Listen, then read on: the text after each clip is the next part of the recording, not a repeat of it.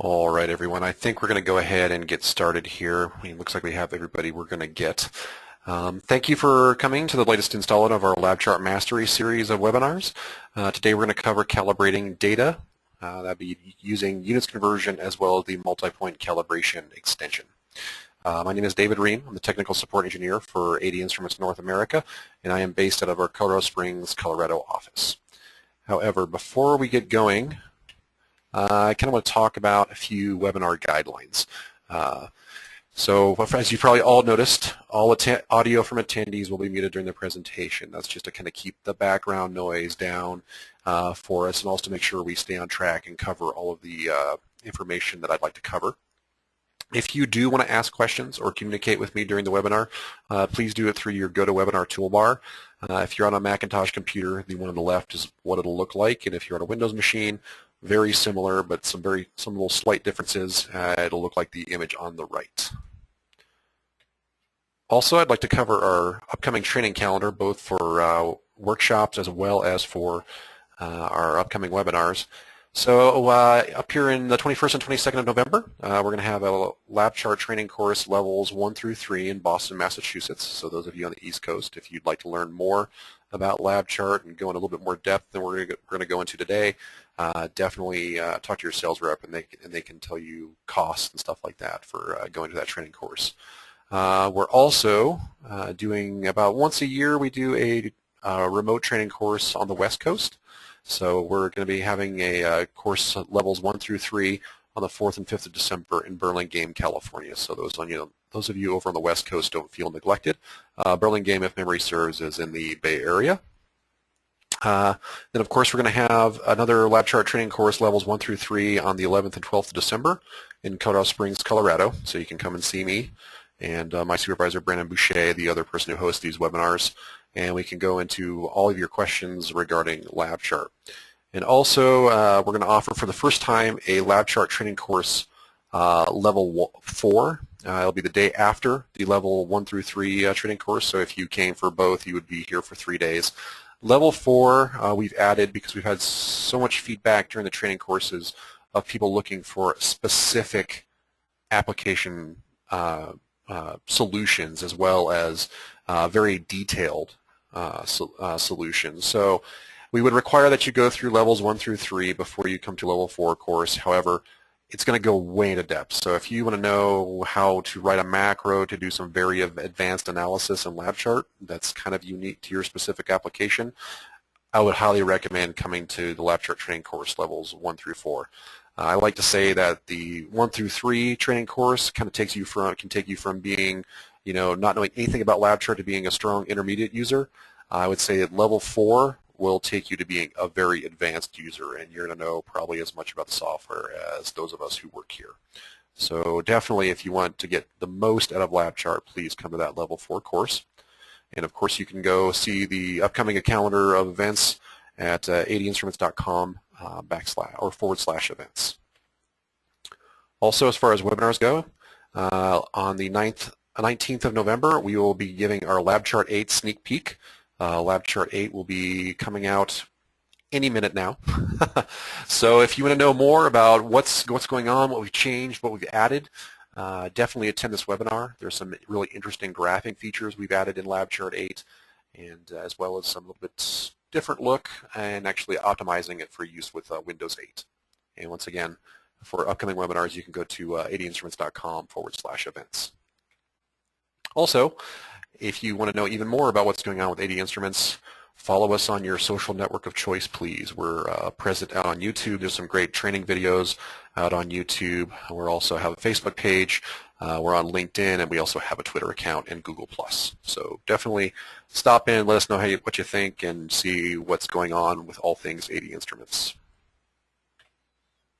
Also, we get a lot of questions over and over throughout the days and weeks and months here at AD Instruments. So we've kind of added this stuff in here to clear those questions up and try to reach the broadest possible audience. You don't have to read this entire slide. The take-home message from it is no product supplied by AD Instruments is intended to be used to diagnose, treat, or monitor a subject in the clinical environment.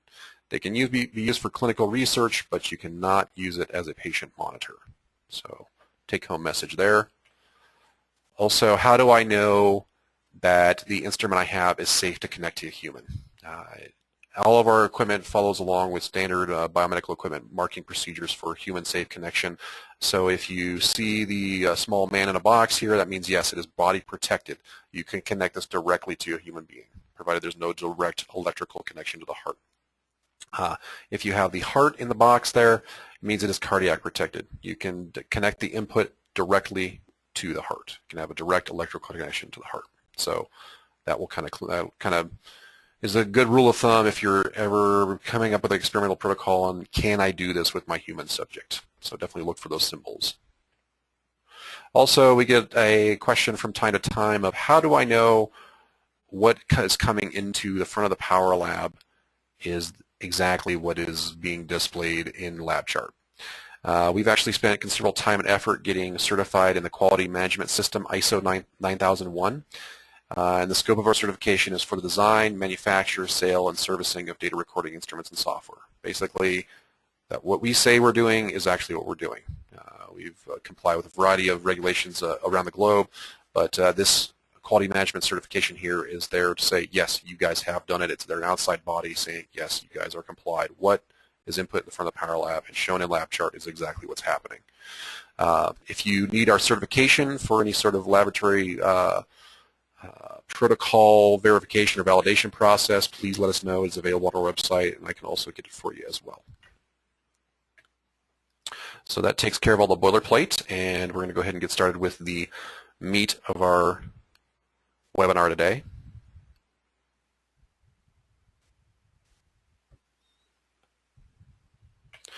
So here's the outline of events we're going to cover today in the units conversion and multi-point calibration webinar. First, we'll talk about units conversion, range selection whenever using a transducer that requires units conversion, zeroing of your amplifier, and the various options and how-tos of how to take the voltage value that your transducer is outputting and convert it over into a meaningful unit for you. Then we'll move on to a multi-point calibration extension, the settings, how to use it, and also how you can do fit equations with it. So without further ado, we'll go ahead here and open up LabChart. So what I have here is just a blank document. Whenever we're using a transducer or some sort of sensor with Power Lab and LabChart, we want to use the range that's going to give us the best digital resolution that we can obtain. So whenever you say connect a pressure transducer, you want to know, okay, I'm going to apply 300 millimeters of mercury. What is the corresponding max voltage value for that? And the way you can do that, to verify that, is if I left-click on the channel title, and for instance, I have a bridge amplifier connected. It could say input amplifier here, and you'll get a similar dialog. The bridge amplifier provides us with some other features that just the standard inputs in the Power Lab do not. But for our purposes today, we'll go to a bridge amplifier. I open it, and right here, I'm getting a preview of that input of the bridge amplifier. So I have a pressure transducer connected right now, and it's saying, okay, this is what it is outputting right now at 0. So I've warmed up my bridge amplifier. I've had it sitting here for a while. I have it down to 0. First thing I'm going to do, and this option is only available in certain amplifiers, the bridge amplifier being one of them. The standard inputs on the Power Lab do not have this 0 function. I want to say, okay, my transducer has a slight offset here. I want to 0 it.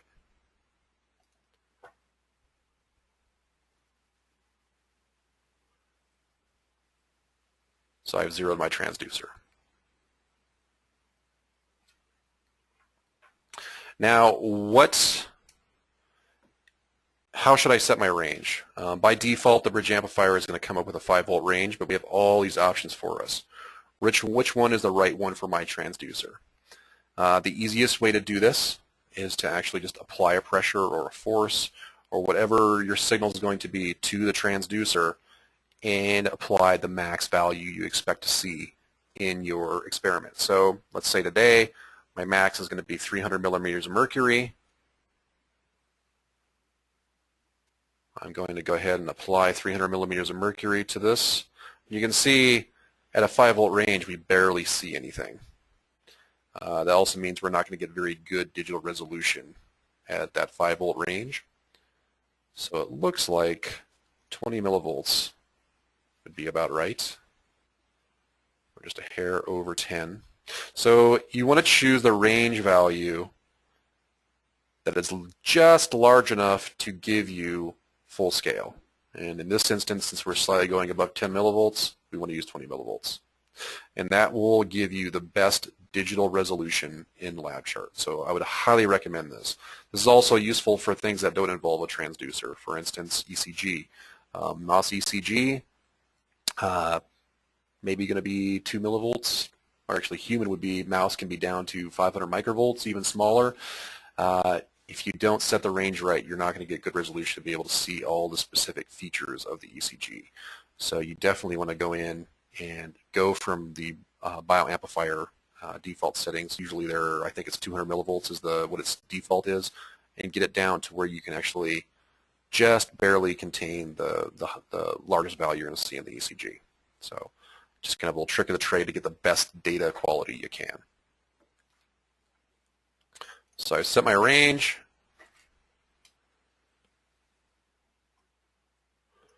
We'll go ahead and vent back to atmosphere here. You know what? And I'm going to re-zero here. Looks like we're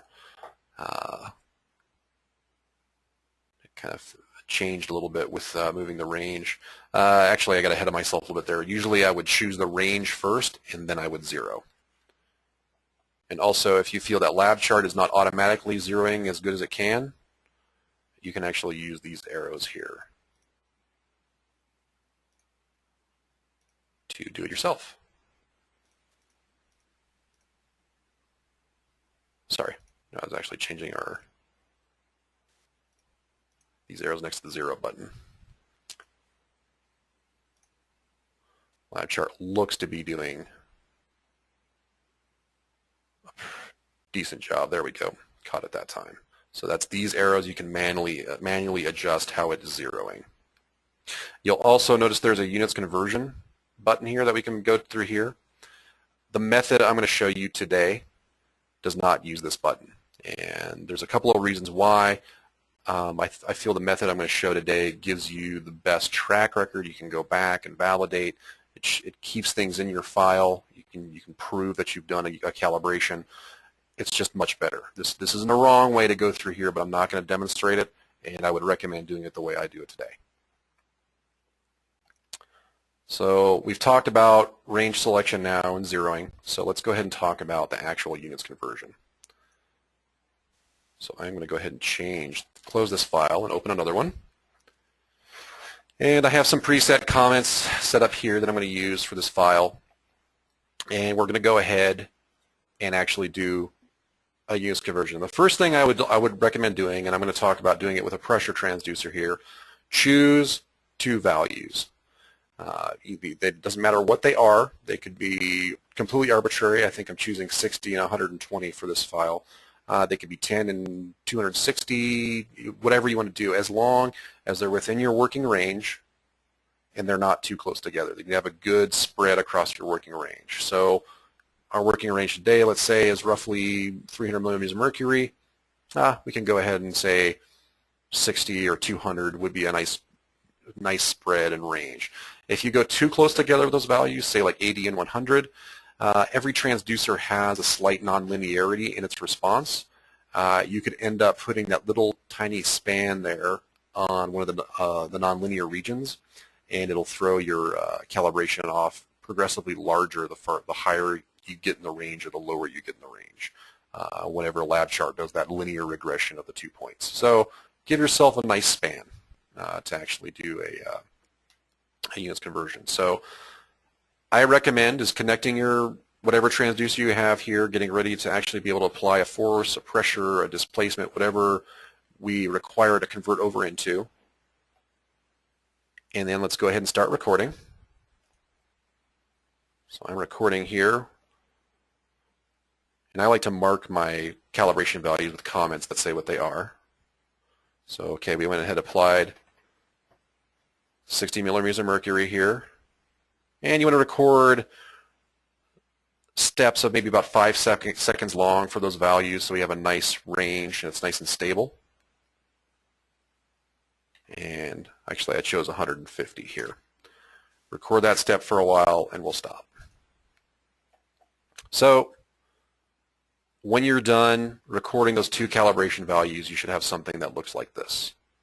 Doesn't have to look exactly like this. We want 2 gradual steps with the regions of stability that are right at that value. Plus, the nice thing about this, since we're recording it into our file and we go ahead and record data later, we can actually go back and say, yes, I did do a units conversion or I did do a calibration, and here are the values that I got for it. So we can go back and reaccomplish if we want to. So next I'm going to left click and drag and select that region. You can do it like I did it here. We can go down to the time axis and drag and select that region. Next, I'm going to left click on the channel title and go to units conversion. You'll see the region that I highlighted shows up here in this preview window. If I don't highlight anything, nothing will show up. And I will show you in about 10 seconds, let me go back and highlight here again, why it's nice to have that preview. So if I open things up here, we have our little steps showing here in the preview. We'll just kind of briefly talk here about what's going on here with units conversion settings window. There's one for each channel, so you can't just do it for one channel and apply it to all. You'll have to do it on each channel.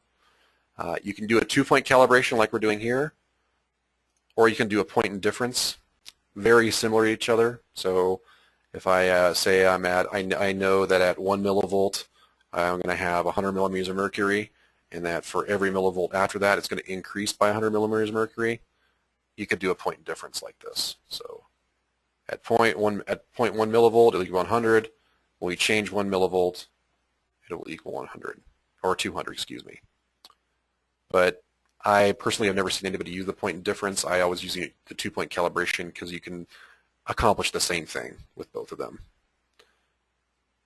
We have an on and off for units conversion. Just because you applied one doesn't mean it always has to be on.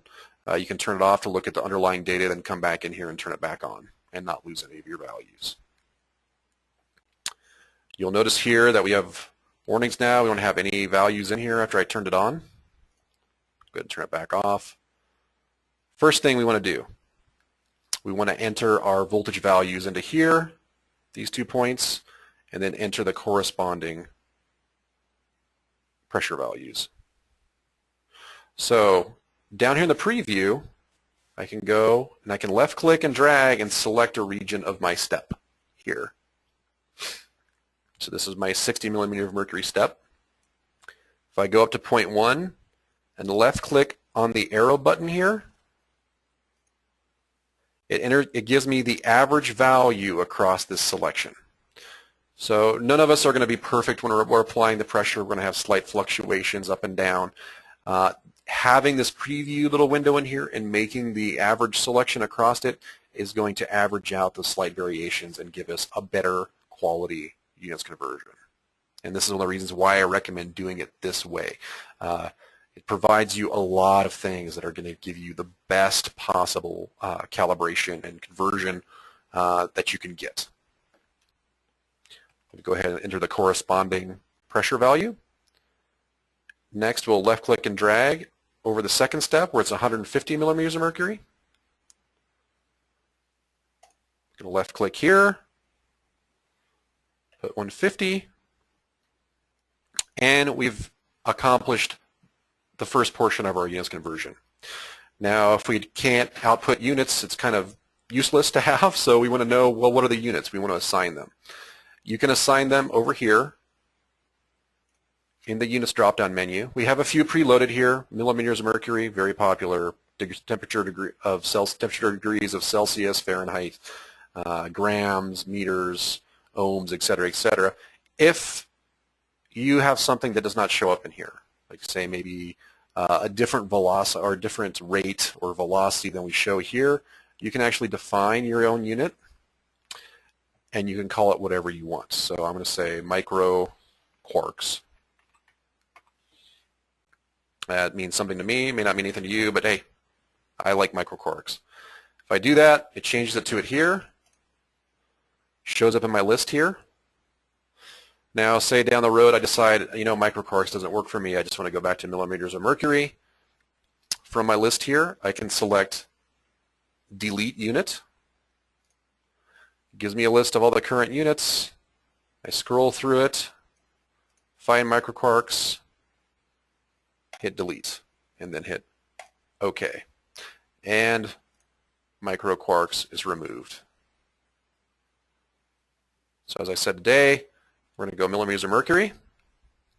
See, LabChart selects it and actually adds the text right here next to our 2-point calibration values. Now, down here in the preview window, you can see I have all my old friends here from the chart view. I can change the scale, make things unipolar, bipolar, invert the scale and data, set the scale. Also, we have our little help menu buttons here. If I click on this, it will take me directly to the help menu topic for units conversion. So I always plug our help menu every time I do a webinar because it's a great resource that a lot of people don't use. Most of us have that bad experience with other software and their help menus that really don't help. LabChart, the help menu, it's a paperless software manual. It's a way for us to give you a software manual that gets updated with the software, and that is not just this limited snapshot of LabChart from 3 years ago. You always get to learn about the new features. They're always there in the help menu. So definitely don't be afraid of those. So if you forget something I talked about today, or what was David saying I need to do here to select, how do I do that? Just left click here. Also here we can preview what's going on. I can tell LabChart I want to set these units for all and new data. I don't want it for my previous data. I only want it for new data. Or I can actually in specific selected blocks. So I could do units conversions for each block differently if I wanted to. And a block is whenever we stop recording in LabChart and then start recording again. A block marker marks discontinuous data. So I've gone through here, done my units conversion. I'm going to go ahead here and hit OK. You'll notice I'm going to drag out a DVM here. Oh, my conversion, my values weren't super great, but we're a little off there. And you notice that for my values, I am getting, I'm going to use conversion now. And also for any new data that I record,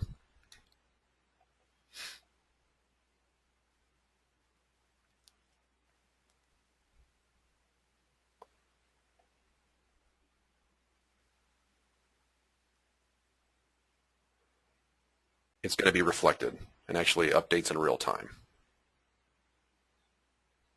And I'm not actually applying a pressure transducer here. This is just a test signal I'm developing, so that's why we end up getting negative pressures down here.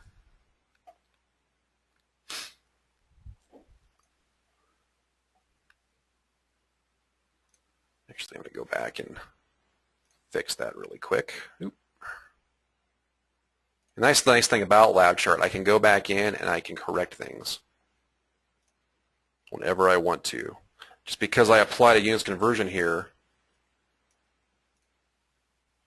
doesn't mean that I can't go back.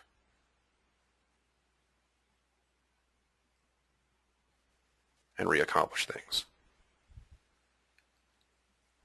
So that is the nuts and bolts of the units conversion feature.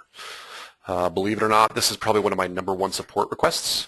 People just, it's easy to get kind of lost in the details sometimes with this. But if you follow the protocol that I've outlined here, you should be perfectly fine. There's not going to be any sort of issue.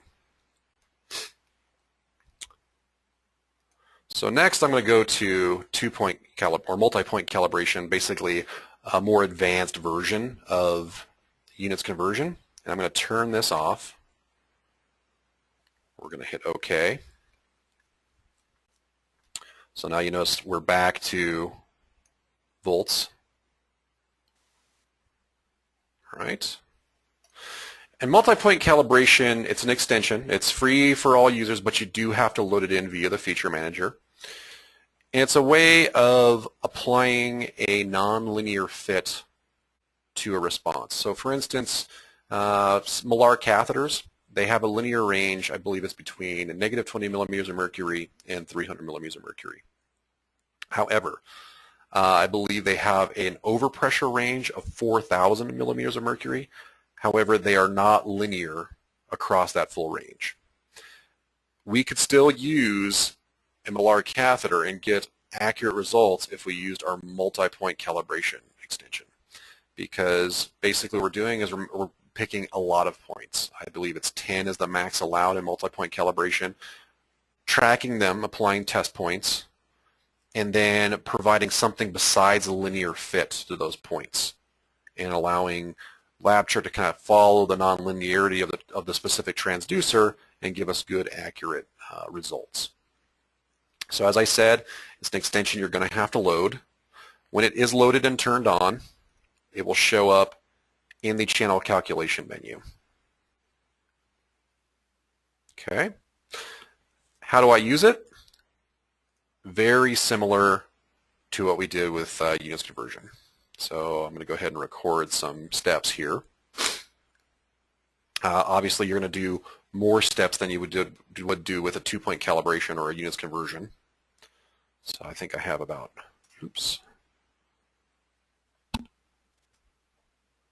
5 here, I believe.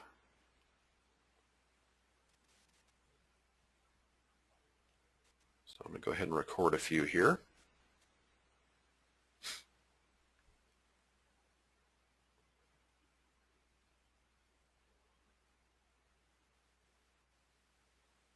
So multi-point calibration, I have just recorded my multiple points. And I can use this to perform that multi-point calibration. So like before, I like to mark my steps. I'm using preset comments to do this. And of course, we'll call this one 0 right here. So I have a 60, 120, a 200, a 240, and a 300. Just like with units conversion, I highlight all of my steps, left-click on the channel title, and go down to multi-point calibration. Very similar to what we saw in units conversion. We have our preview window here with all the y-axis scaling we can do here. I can look at the raw data if I have some sort of calculated data. Say for instance actually we'll cover that once I move down here a little bit. You'll also notice here on the left-hand side, just like units conversion where we only had 2 of these boxes, now we have 12. So it gives us a large span that we can try to do a fit to actually do an actual calibration and a conversion over into a unit that's important to us from a non-linear transducer. Of course, we have a linear fit, but LabChart also provides these right here: quadratic equation, cubic, quartic, quintic, logarithmic, exponential, and we can also do point-to-point if whatever we have just cannot be defined by an actual mathematical expression. Of course, we have our old friend here with units. We can define them if we want to, and we can also set the number of decimal places. So how does this work? I'm going to go ahead here. We'll make this our 0 point. We can just move through just like we did in use conversion, select, what was that? That was 60. That's why it's nice sometimes to have those comments out in the chart view.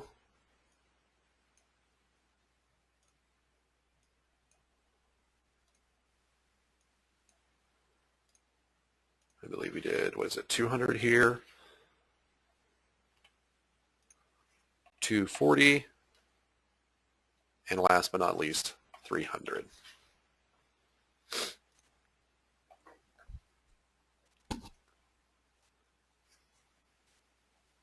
And we can choose our units of millimeters of mercury. And we have decimal places here. So, do I want to use a linear here? Not necessarily. What would work best for me? We can actually go to Fit, and that's that button right here.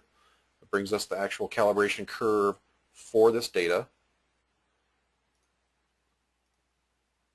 And we can cycle through all of them and see how well they fit.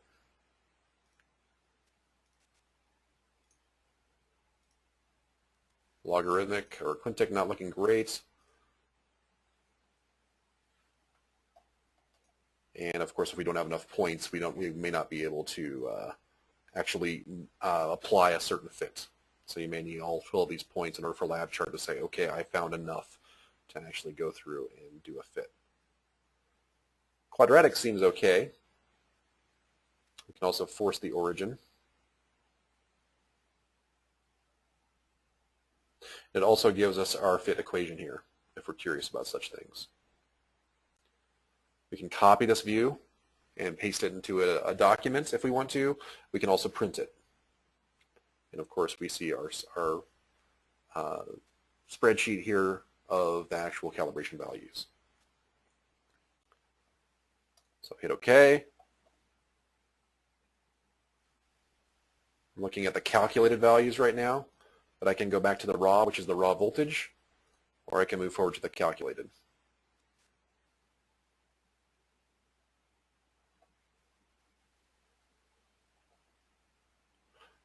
And of course, this applies to all previous data as well as to all new data. It doesn't have that selectability that units conversion does, but I think if we go down this route, we probably really don't want that selectability. It's really not useful for us.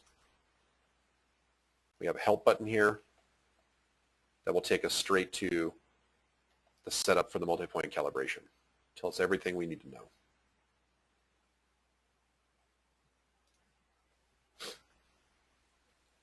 Of course, if we applied it, we hit OK. I can go out here, mouse through, our fit there, and we can move through. Of course, with the fit, we get a slight variation. Maybe we don't want to use this fit. Maybe we want to choose a different one. I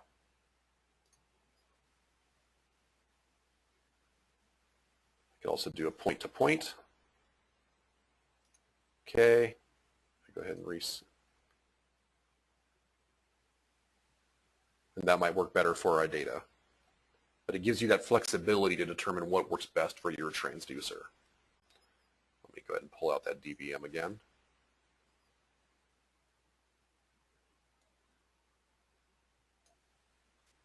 And we'll take a look at this according to the fit in LabChart. So it's treating it as linear between the different points, but of course we're going from point to point, just interpolating between the two.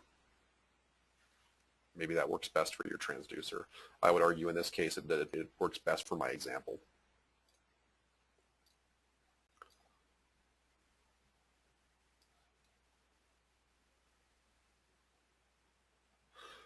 So those are the basics of multi-point calibration. Today is a very short webinar. That's the end of what I had planned to cover today. Like I said, don't get fooled though. It's easy to get bogged down in this process sometimes and to move through. So I think we're going to move on to our question and answer session here. Looks like I have a few.